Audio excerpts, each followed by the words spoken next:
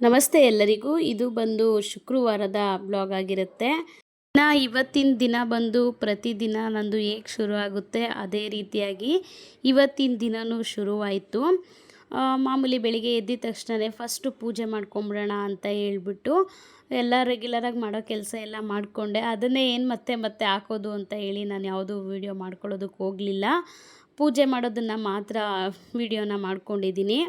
ನಿನ್ನೆ ಗುರುವಾರ ಪೂಜೆ ಎಲ್ಲ ಮಾಡಿದ್ದು, ಹೂವು ಎಲ್ಲ ಹಾಕಿದ್ದೆಲ್ಲ ನಿಜವಾಗ್ಲೂ ಊರಿಂದ ತೊಗೊಂಬಂದು ಹೂವನ್ನು ಒಂದು ವಾರ ಫ್ರಿಜ್ಜಲ್ಲಿ ಇಟ್ಕೊಂಡು ಆಮೇಲೆ ನಾನು ಗುರುವಾರ ದೇವರಿಗೆ ಹಾಕಿದ್ರೂ ಕೂಡ ಅದು ಫ್ರಿಜ್ಜಲ್ಲಿ ಇಕ್ಕಿ ಹೂವನ್ನು ಹಾಕಿದ್ರೆ ಎಷ್ಟು ಬೇಗ ಬಾಡೋಗುತ್ತೆ. ಬಟ್ ನಮ್ಮ ಮನೇಲಿ ಅದೇನು ಅಂತ ಗೊತ್ತಿಲ್ಲ, ಹೂವು ಒಂಚೂರು ಬಾಡಿರಲಿಲ್ಲ.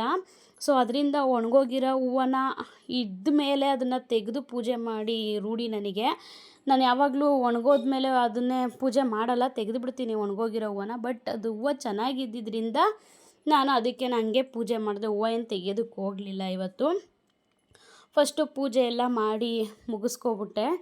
ಇನ್ನು ಹಬ್ಬ ಬೇರೆ ಹತ್ರ ಬರ್ತಿದೆ ಅಲ್ವಾ, ಇನ್ನು ಕ್ಲೀನಿಂಗ್ ಕೆಲಸಗಳೆಲ್ಲ ಮಾಡಬೇಕು ಅಂತ ಅಂದ್ಕೊಂಡೆ. ಬಿಡು ಸೋಮವಾರ ಮಾಡ್ಕೊಳ್ಳೋಣ ನಿಧಾನಕ್ಕೆ ಅಂತ ಹೇಳ್ಬಿಟ್ಟು ಎಲ್ಲ ಇವಾಗ ವರಮಹಾಲಕ್ಷ್ಮಿ ಹಬ್ದಲ್ಲಿ ಮಾಡಿರ್ತೀನಿ ಅಲ್ವಾ, ಏನಷ್ಟು ಗಲೀಜಿರಲ್ಲ. ಅಮ್ಮನ ಮನೇಲೂ ಅಷ್ಟೇ ಏನಷ್ಟು ಗಲೀಜಿರಲ್ಲ. ಅದಕ್ಕೇ ನಾನು ಸ್ವಲ್ಪ ನಿಧಾನಕ್ಕೆ ಮಾಡ್ಕೊಳ್ಳೋಣ ಬಿಡು ಮಂಡೇ ಅಂತ ಹೇಳ್ಬಿಟ್ಟು ಹಬ್ಬದ ಕೆಲಸದ ಬಗ್ಗೆ ನಾನು ಯಾವುದೂ ತಲೆ ಕೆಡಿಸ್ಕೊಳ್ಳೋದಕ್ಕೆ ಸದ್ಯಕ್ಕೆ ಹೋಗಲಿಲ್ಲ. ಆಮೇಲೆ ಗ್ಯಾಸು ಮಾಮೂಲಿ ಬೆಳಿಗ್ಗೆ ಎದ್ದಿದ ತಕ್ಷಣವೇ ನಾನು ಪೂಜೆ ಮಾಡಿಕೊಂಡು ಟಿಫನ್ನು ಅಡುಗೆ ಎಲ್ಲ ಮಾಡೋದು. ನೈಟು ರೆಗ್ಯುಲರಾಗಿ ಒರೆಸ್ಕೊತೀನಿ ಗ್ಯಾಸ್ನ. ಇವತ್ತು ಸ್ವಲ್ಪ ಎಲ್ಲ ಸಾಂಬಾರೆಲ್ಲ ಆರಿ ಸ್ವಲ್ಪ ಗಲೀಜಾಗಿಬಿಟ್ಟಿತ್ತು. ಸೊ ಅದರಿಂದ ಮುಂಚೆಲೇ ಒರೆಸ್ಕೊಂಬಿಟ್ಟೆ. ಏನಾದರೂ ತುಂಬ ಗಲೀಜಾಗಿತ್ತು ತೀರಾ ಅಂತ ಹೇಳಿದ್ರೆ ನಾನು ಮುಂಚೆಲೇ ಕ್ಲೀನ್ ಮಾಡ್ಕೊಬಿಡ್ತೀನಿ. ಏನು ಗಲೀಜಾಗಿಲ್ಲ ಅಷ್ಟು ಅಂತ ಹೇಳಿದ್ರೆ ಬಿಟ್ಬಿಡ್ತೀನಿ. ಒಂದೇ ಸಲ ನೈಟು ನಾನು ಕ್ಲೀನ್ ಮಾಡ್ಕೊಳ್ಳೋದು ಗ್ಯಾಸೆಲ್ಲ ಕ್ಲೀನ್ ಮಾಡಿಕೊಂಡೆ. ಗ್ಯಾಸೆಲ್ಲ ಕ್ಲೀನ್ ಮಾಡಿಕೊಂಡು ಆಮೇಲೆ ನೆಕ್ಸ್ಟು ಪಾತ್ರೆ ಮಾತ್ರ ನಮ್ಮ ಮನೇಲಿ ಇರೋದು 4 ಜನ, ಅದೆಷ್ಟು ಪಾತ್ರೆಗಳು ಬೀಳುತ್ತೋ ಗೊತ್ತಿಲ್ಲ. ಡೈಲಿ ನಾನು ಎಲ್ಲ ತಟ್ಟೆ ಸ್ಟ್ಯಾಂಡಿಗೆ ಇಡ್ತಾನೆ ಇರ್ತೀನಿ. ಬಟ್ ಇಡ್ತಾನೆ ಇದ್ರೂ ಪಾತ್ರೆಗಳು ಬೀಳ್ತಾನೆ ಇರುತ್ತೆ. ಬೆಳಗ್ತಾ ಇರಬೇಕು, ಜೋಡಿಸ್ತಾ ಇರಬೇಕು, ಇದೇ ಕೆಲಸಗಳಾಗೋಗೈತೆ. ಆಮೇಲೆ ನಾನು ಬೆಳಗ್ಗೆಯಿಂದ ಜಾಸ್ತಿ ಯಾವುದೇ ರೀತಿ ವೀಡಿಯೋಗಳನ್ನ ಮಾಡೋದಕ್ಕೆ ಹೋಗಲಿಲ್ಲ. ಮಾಮೂಲಿ ರೆಗ್ಯುಲರಾಗಿ ನಂದು ದಿನ ಶುರು ಆದಂಗೆ ಇವತ್ತಿನ ದಿನವೂ ಆಯಿತು. ಬಟ್ ಏನಂತ ಹೇಳಿದ್ರೆ ನಾನಿದು ವೀಡಿಯೋ ಮಾಡೋದಕ್ಕೆ ಒಂದು ಕಾರಣ ಇದೆ. ಸುಮಾರು ಜನ ಕೇಳ್ತಾನೆ ಇದ್ದರು, ಆ ಮಕ್ಳದ್ದು ಬಟ್ಟೆ ಎಲ್ಲ ತೋರಿಸಿದ್ರಿ ತೊಗೊಂಬಂದಿರೋದು, ನಿಮ್ಮದು ತೋರಿಸೇ ಇಲ್ಲ ಸ್ಯಾರಿ, ಏನು ಬಟ್ಟೆ ತೊಗೊಂಡಿದ್ದೀರಾ ಅಂತ ತುಂಬ ಜನ ಕೇಳ್ತಾನೆ ಇದ್ದರು. ನನಗದು ವೀಡಿಯೋ ಮಾಡೋದಕ್ಕೆ ಆಗ್ತಾನೆ ಇರಲಿಲ್ಲ. ಸೊ ಅದನ್ನು ವೀಡಿಯೋ ಮಾಡಿದೆ. ಅದನ್ನು ಇದ್ರ ಒಳಗಡೆ ಸೇರಿಸೋಣ ಅಂತ ಹೇಳ್ಬಿಟ್ಟು ನಾನು ವೀಡಿಯೋನ ಮಾಡಿದ್ದೀನಿ. ಅದು ನೆಕ್ಸ್ಟು ಬರುತ್ತೆ, ಹೇಳಿದ್ದೀನಿ ಅದರಲ್ಲಿ ವೀಡಿಯೋದಲ್ಲಿ. ಅದು ಆ್ಯನಿವರ್ಸರಿಗೆ ಅಂತ ಹೇಳ್ಬಿಟ್ಟು ಇದು ಮಾಡಿದ್ದು, ಹೊಲಿಸ್ಕೊಂಡು ಇಟ್ಕೊಂಡಿದ್ದು. ಬಟ್ ಈಗ ಅದು ಗೌರಿ ಹಬ್ಬಕ್ಕಾಯಿತು ಅಂತ ಹೇಳ್ಬಿಟ್ಟು ಹೇಳಿದ್ದೀನಿ. ಸ್ಯಾರಿ ಮಾತ್ರ ನಿಜವಾಗ್ಲೂ ತುಂಬ ಚೆನ್ನಾಗಿದೆ. ಕಲರ್ ಕಾಂಬಿನೇಷನ್ ಆಗಿರ್ಬೋದು ಪ್ರತಿಯೊಂದು. ಅದು ನಮ್ಮ GS ಕಲೆಕ್ಷನ್ಸಲ್ಲೇ ತೊಗೊಂಡಿದ್ದು ನಾನು. ಯಜಮಾನ್ರು ಕೊಡಿಸಿದ್ದದು ಸ್ಯಾರಿ ತುಂಬ ಚೆನ್ನಾಗಿತ್ತು. ಕಲರ್ ಕೂಡ ನನ್ನ ಹತ್ರ ಇರಲಿಲ್ಲ. ಸೊ ಅದಕ್ಕೆ ತೊಗೊಂಡೆ. ಮತ್ತು ಇನ್ನೊಂದೊಂದು ಏನಂತ ಅಂದರೆ, ಸುಮಾರು ಜನ ಕೇಳ್ತಾನೆ ಇದ್ರಿ ಹೋಮ್ ಟೂರ್ ಮಾಡಿ ಅಂತ ಹೇಳ್ಬಿಟ್ಟು. ನಾನು ನಿನ್ನೆ ವೀಡಿಯೋದಲ್ಲಿ ಹೋಮ್ ಟೂರು ಅಪ್ಲೋಡ್ ಮಾಡಿದ್ದೀನಿ. ಎಷ್ಟು ಜನಕ್ಕೆ ಇಷ್ಟ ಆಯಿತು ಅಂತ ನನಗೆ ಕಮೆಂಟ್ ಬಾಕ್ಸಲ್ಲಿ ತಿಳಿಸಿ. ಮತ್ತು ಇನ್ನೊಂದು ಏನಂದರೆ, ಎಷ್ಟು ನೀಟಾಗಿ ಇಟ್ಕೊಂಡಿದ್ದೀನಿ ನಾನು ಮನೇನ ಅಂತ ಹೇಳ್ಬಿಟ್ಟು ನನಗೆ ಕಮೆಂಟ್ ಬಾಕ್ಸಲ್ಲಿ ಒಂದು ತಿಳಿಸಿದ್ರೆ ನನಗೂ ಒಂದು ಖುಷಿ ಆಗುತ್ತೆ, ನನಗೂ ಒಂದು ಮೋಟಿವೇಶನ್ ಸಿಗುತ್ತೆ. ನಿಮಗೂ ಮೋಟಿವೇಶನ್ ಸಿಗೋ ಥರ ನಾನು ವೀಡಿಯೋಸ್ ಮಾಡ್ಬೋದು, ನನಗೂ ಒಂದು ಖುಷಿ ಆಗುತ್ತೆ. ಹೌದು, ನನ್ನಿಂದ ಒಂದು 4 ಜನಕ್ಕೆ ಯೂಸ್ಫುಲ್ ಆಗ್ತಿದೆ ಅನ್ನೋದೊಂದು ಖುಷಿ ನನಗೂ ಸಿಗುತ್ತೆ. ಮತ್ತು ಇನ್ನೊಂದು ಏನಂದರೆ, ನಾನು ಹೋಮ್ ಟೂರ್ ಮಾಡಬೇಕಿದ್ರೆ ನಾನು ಓವರಾಗೆಲ್ಲ ಮಾತಾಡೋದಕ್ಕೆ ಹೋಗಿಲ್ಲ. ಲೈಟಾಗಿ ಹಂಗೆ ತೋರಿಸ್ಕೊಂಡು ಬಂದೆ ಅಷ್ಟೇ. ಜಾಸ್ತಿ ಓವರಾಗೆಲ್ಲ ಏನೂ ನಾನು ಮಾತಾಡೋದಕ್ಕೆ ಹೋಗಲಿಲ್ಲ. ವಿಡಿಯೋನ ಮಾಡ್ತಾನೆ ನಾನು ಕಿಚನಲ್ಲಿ ಫಿಲ್ಟ್ರ್ ನೀರು ಹಾಕ್ಸೋದ್ರ ಬಗ್ಗೆ ಹೇಳಿದ್ದೆ, ಅದು ಅರ್ಧಕ್ಕೆ ನಿಲ್ಲಿಸ್ಬಿಟ್ಟಿದ್ದೆ. ಏನಿಲ್ಲ, ಫಿಲ್ಟ್ರ್ ನೀರು ಹಾಕ್ಸೋಣ ಅಂತ ಹೇಳ್ಬಿಟ್ಟು ತುಂಬ ಪ್ರಯತ್ನ ಪಟ್ವಿ. ಬಟ್ ಇದು ಒಂದು ನಮ್ಮ ಬಿಲ್ಡಿಂಗಲ್ಲಿ ಸ್ವಲ್ಪ ಪ್ರಾಬ್ಲಮ್ ಆಗಿದೆ. ಫುಲ್ಲು ಕೆಳಗಡೆ ಇರೋರ್ದು ಸ್ವಲ್ಪ ಸಿಕ್ಕಾಬಟ್ಟೆ ಕಾಟ ಆಗ್ಬಿಟ್ಟೈತೆ ನಮಗೆ. ಓನರ್ ಇಲ್ಲ ಅಂದ್ರೂ ಅವ್ರದ್ದು ಓವರ್ ಆಗಿಬಿಟ್ಟೈತೆ. ಆ ಸಂಪಲ್ಲಿ ಬಂದು ಕೆಳಗಡೆ ಟ್ಯಾಂಕ್ ಇದೆಯಲ್ಲ, ಆ ಟ್ಯಾಂಕಲ್ಲಿ ಬಂದು ತುಂಬ ಅಂದರೆ ತುಂಬ ಗಲೀಜು ಮಾಡಿ ಇಟ್ಟಿದ್ದಾರೆ. ನೋಡೋದಕ್ಕೆ ನಿಜವಾಗ್ಲೂ ಅಸಹ್ಯ ಆಗುತ್ತೆ. ಅದನ್ನು ಮತ್ತೆ ಹೆಂಗೆ ನಾವು ಇದು ಮಾಡೋಕ್ಕಾಗುತ್ತೆ, ಯೂಸ್ ಮಾಡೋಕ್ಕಾಗುತ್ತೆ? ಅದೇ ನೀರೇ ತಾನೇ ಮೇಲೆ ಬರೋದು. ನಿಜವಾಗ್ಲೂ ತುಂಬ ಬೇಜಾರಾಗುತ್ತೆ. ಸೊ ಅದರಿಂದ ಯಾವ ಫಿಲ್ಟ್ರು ಬೇಡ, ಏನೂ ಬೇಡ ಅಂತ ಹೇಳ್ಬಿಟ್ಟು ಅಲ್ಲಿಗೆ ಸ್ಟಾಪ್ ಮಾಡಿಬಿಟ್ವಿ.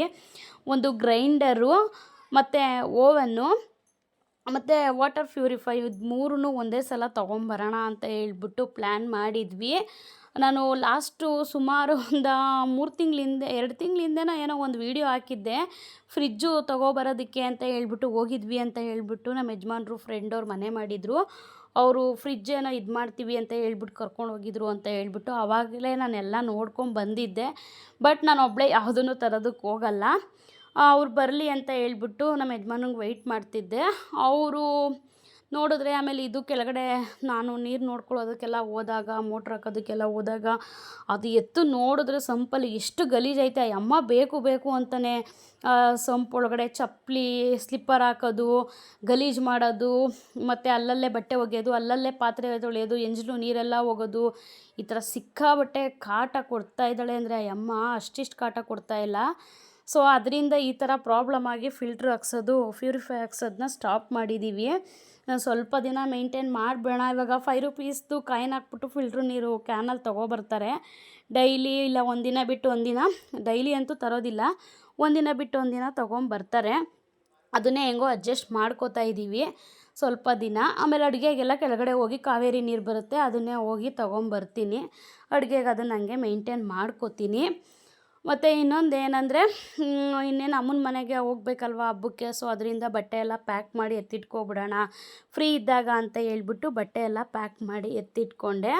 ಆಮೇಲೆ ಇನ್ನೇನು ಸಂಜೆ ಆಗ್ತಾಯಿತ್ತು, ಮತ್ತು ಕೈಕಾಲು ಮುಖ ಎಲ್ಲ ತೊಳ್ಕೊಂಡು ಪೂಜೆ ಮಾಡಿಬಿಡೋಣ ಅಂತ ಹೇಳ್ಬಿಟ್ಟು ನಾನು ಸಂಜೆನೂ ಕೂಡ ವಾರ ದಿನಗಳಲ್ಲಿ ಸಂಜೆನೂ ಕೂಡ ಪೂಜೆ ಮಾಡ್ತೀನಿ. ಪೂಜೆ ಎಲ್ಲ ಮಾಡಿಕೊಂಡೆ. ಪೂಜೆ ಎಲ್ಲ ಮಾಡ್ಕೊಂಡಾಗಿದ್ದ ಮೇಲೆ ನಾನು ಸ್ಯಾರಿ ತೋರಿಸಿದ್ದು ಕ್ಲಿಪ್ಪಿಂಗ್ಸ್ ಬಂದು ಲಾಸ್ಟಲ್ಲಿ ಆ್ಯಡ್ ಮಾಡಿದ್ದೀನಿ. ಅದಕ್ಕೆ ಲಾಸ್ಟಲ್ಲಿ ನಾನು ಹೇಳೋದಕ್ಕಾಗೋದಿಲ್ಲ. ಸೊ ಅದರಿಂದ ಮುಂಚೆನೇ ಹೇಳ್ಬಿಡ್ತಿದ್ದೀನಿ. ನನ್ನ ವೀಡಿಯೋಸ್ ಏನಾದರೂ ನಿಮಗೆ ಸ್ವಲ್ಪನಾದರೂ ಮೋಟಿವೇಶನ್ ಸಿಗ್ತಿದೆ, ಯೂಸ್ಫುಲ್ ಆಗ್ತಿದೆ ಅಂತ ಹೇಳಿದರೆ ದಯವಿಟ್ಟು ಒಂದು ಲೈಕ್ ಮಾಡಿ. ನಿಮ್ಮ ಮನಸ್ಥಿತಿಯಲ್ಲಿ ಯಾವ ಥರ ನಿಮ್ಗೆ ಅನಿಸುತ್ತೋ ಅದನ್ನು ಒಂದು ಕಮೆಂಟ್ ಬಾಕ್ಸಲ್ಲಿ ಒಂದು ಮೆಸೇಜ್ ಮೂಲಕ ನನಗೆ ತಿಳಿಸಿ. ನಿಮ್ಮ ಒಂದು ಇದು ನನಗೆ ಯಾವ ಥರ ಅಂತ ಗೊತ್ತಾಗಬೇಕಲ್ವ. ಸೊ ಅದರಿಂದ ಸಬ್ಸ್ಕ್ರೈಬ್ ಮಾಡೋದನ್ನು ಮಾತ್ರ ಮರಿಬೇಡಿ. Thank you. ಮತ್ತು ಸುಮಾರು ಜನ ಕೇಳ್ತಾನೆ ಇದ್ರಿ, ಮಕ್ಳದ್ದು ಎಲ್ಲರದು ಬಟ್ಟೆಗಳು ತೋರಿಸಿದ್ರಿ, ನೀವು ಯಾವ ಬಟ್ಟೆ ಹಾಕೋತೀರಾ ಅಂತ. ನಿಮಗೆ ಗೌರಿ ಹಬ್ಬದ್ದು ಹೇಳಲೇ ಇಲ್ವಲ್ಲ, ಯಾವ ಸೀರೆ ಹಾಕೋತೀರಾ ಅಂತ ಹೇಳ್ಬಿಟ್ಟು ನಿಮ್ಗೆ ತೋರಿಸ್ಲೇ ಇಲ್ಲ ಅಂತ ಸುಮಾರು ಜನ ಕೇಳ್ತಿದ್ರಿ. ಸೊ ಅದರಿಂದ ಈ ವಿಡಿಯೋ ಮಾಡ್ತಾ ಇದ್ದೀನಿ. ಇದು ಬಂದು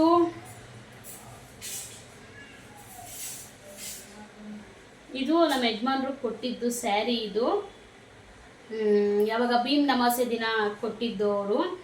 ಈ ಸ್ಯಾರಿನ ಹಾಕ್ಕೋಬೇಕು ಅಂತ ಅಂದ್ಕೊಂಡಿದ್ದೀನಿ. ಇದು ಯಾವಾಗಲೂ ನಾನು ವರ್ಷ ಅವ್ರು ಏನಾದರೂ ಒಂದು ಕೊಡಿಸ್ತಾನೆ ಇರ್ತಾರೆ. ಅವ್ರು ಕೊಡಿಸಿದ್ದೆಲ್ಲ ಪೂರ್ತಿ ನಾನು ಭೀಮ್ ನಮಾಸೆ ಕೊಡಿಸಿದ್ದು ಸ್ಯಾರಿನ ನಾನು ಯಾವಾಗ್ಲೂ ಆ್ಯನಿವರ್ಸರಿಗೆ ಹಾಕ್ಕೊಳ್ಳೋದು. ಬಟ್ ಈ ಸಲ ನಾವೇನೇನೋ ಅಂದ್ಕೊಂಡಿದ್ವಿ, ಈ ಸಲ ಆಗಲಿಲ್ಲ ಹಾಕ್ಕೊಳ್ಳೋದಕ್ಕೆ. ಸೊ ಅದರಿಂದ ಹಾಕೊಳ್ಳೋದು ಕ್ಯಾನ್ಸಲ್ ಆಯಿತು.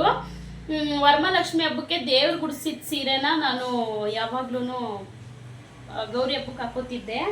ಬಟ್ ಈ ಸಲ ಬಂದು ಇದೇ ಇದೆಯಲ್ಲ ಅಂತ ಹೇಳ್ಬಿಟ್ಟು ನಾನು ಅದನ್ನ ಇನ್ನೂ ಸ್ಟಿಚ್ಗೂ ಕೂಡ ಕೊಟ್ಟಿಲ್ಲ.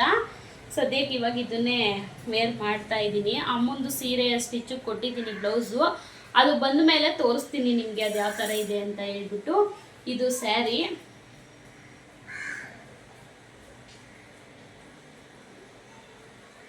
ಇದು ಬ್ಲೌಸ್ ಡಿಸೈನ್ ಈ ರೀತಿಯಾಗಿದೆ. ಈ ಥರ ಐತೆ ಬ್ಲೌಸ್ ಡಿಸೈನ್. ಸ್ಲೀವ್ಸ್ಗೆ ಯಾವುದೇ ರೀತಿ ಡಿಸೈನ್ ಮಾಡಿಸಿಲ್ಲ, ಪ್ಲೈನಾಗೆ ಇರಲಿ ಅಂತ ಹೇಳ್ಬಿಟ್ಟು ಇಷ್ಟೇ ನಾನು ಡಿಸೈನ್ ಮಾಡಿಸಿರೋದು. ಮಾಮೂಲಿ ಉಕ್ಕು ಫ್ರಂಟಿಗೆ ಬರುತ್ತೆ ಇಷ್ಟೇ.